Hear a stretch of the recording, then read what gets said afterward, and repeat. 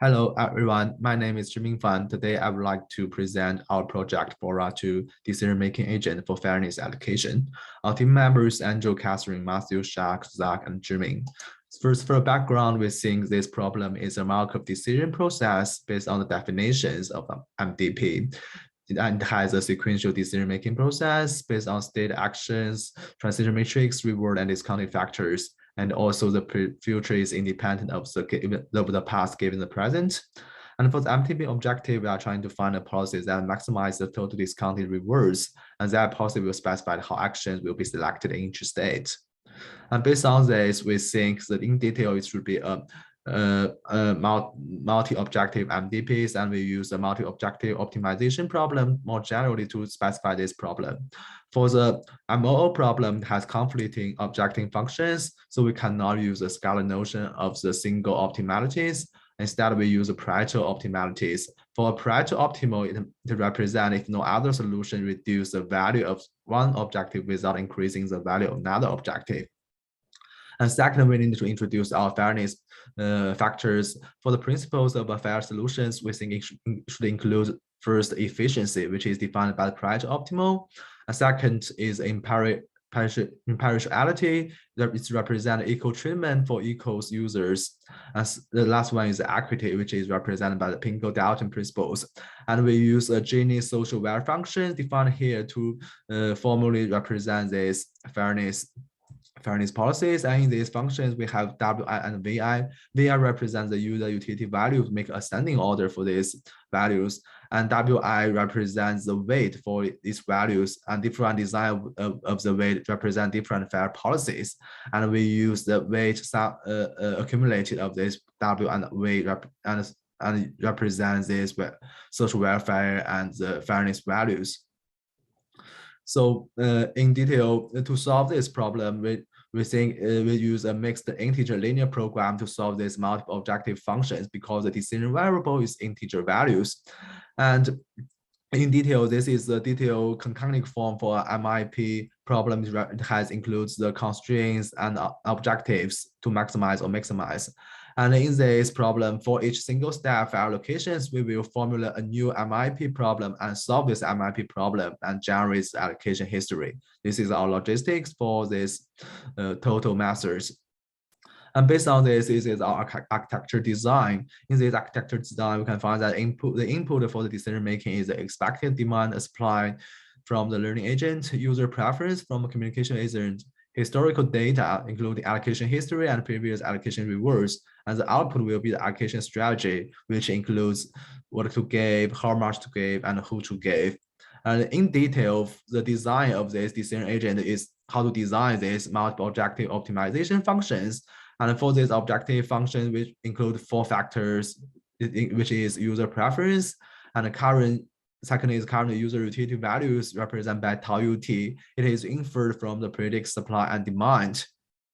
And the third one is the historical user utility values. And the last one is our define for the fairness policies. And we use the maximum fairness strategies in our project, which means we will try to maximize the minimize of the user utility values. And this is, we use several equations to formalize this problem and represent our MIP problem. And if you look this constraint, it meaning composed by 4 parts. The first part is we can find that AUI represents allocations and S and D represents the supply and demand. So it represents the allocation should not exceed the available supply. And also the agent could not provide a more than household request. This is very basic constraint based on our common sense. And the second part is our define for the user utility values. And it is represented by this tau ut. And we use the ratio between the allocation and demand to define this tau ut. And in the third part, we introduce our historical user reward values. And we use epsilon ut represents the discounted accumulated value for the user utility values, and which including the historical data. And in the end, the last part is how we use the minimize value of this discounted accumulated value to represent our we are trying to because we use a maximum policy for the fairness. And so after we get the minimized values in our objective function, we are trying to maximize these minimized values.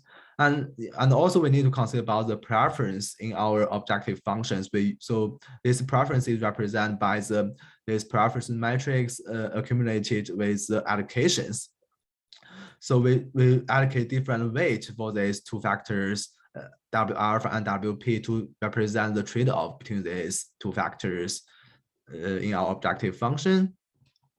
And in the end, we use we implement the experiment and systems to verify our ideas. In our task, we allocate 19 food items to 10 users over a 14-day period and include two parts. The first part is making 40 allocations with no user allocation feedback. The second part is make 9 allocations accounting for user allocation feedback, and the remaining 5 allocations with no user allocation feedback. And this is a package for our environment configurations. We mainly use the Python package in our implementation. And this is a logistic for our system implementations. And for the input of our allocation script is the learning, demand, and supply, communication, user preference, and our historical allocation history and previous rewards. And we use the allocation script to form a new MIP and solve it, get the allocation results, which include first the detailed allocations at each time step, and it will be used by the learning and communication agent. And second is updated allocation history will be used by the learning and decision agent. And the last one is updated previous rewards will be used by the decision agent later. So, and we evaluate our results from two scenarios. First is the Oracle scenario to represent we use the true demand and supply from the users. And the second scenario is the learned distributions, which we use the inferred supply and demand from the learning agent. And for each scenarios, we have two methods. The baseline method is the greedy method. It represents we just trying to match our allocations without considering the allocation history and the previous and preference. So this is the baseline method, and we can find that in each scenarios, the MIP problem is much, and our metric evaluation metric is the median of the demand satisfaction over all of the users. And we can find that MIP is much better than the grading method, which verify our reliabilities and improvements of our approach. And we can also find that compared to scenario, we can find that for the MIP, in the learning scenarios, MIP decreased about 9%. It's a large decrease. And for the grading baseline, increase just a little bit for about 3.5%.